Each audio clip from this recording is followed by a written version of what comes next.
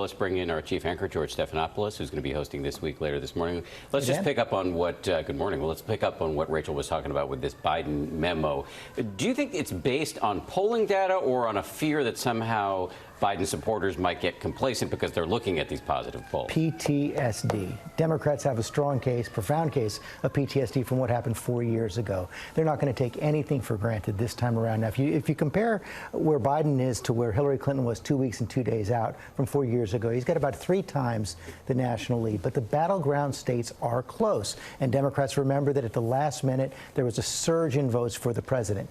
That is less likely to happen this time because he's the incumbent this time. Undecideds usually break against the incumbent. They broke for President Trump 4 years ago, but the Democrats aren't going to take anything for granted. Where does early voting fit into all of this, and what do you make of these long lines? It just changes everything, Dan. I mean, 26 million people, more than 26 million people have already voted.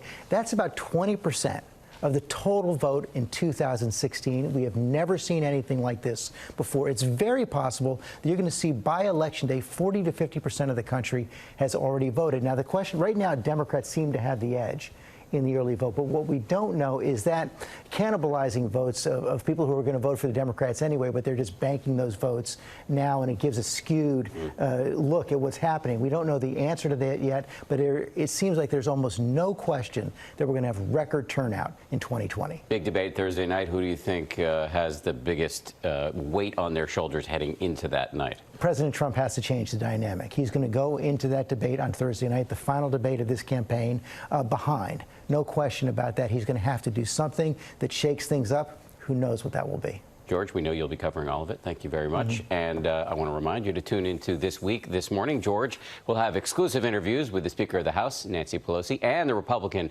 National Committee Chair, Ronna McDaniel. That's all coming up on This Week later this morning right here on ABC. George, thank you again. Well, hey there, GMA fans. Robin Roberts here. Thanks for checking out our YouTube channel. Lots of great stuff here. So go on, click the subscribe button right over here to get more of awesome videos and content from GMA every day, anytime. We thank you for watching, and we'll see you in the morning on GMA.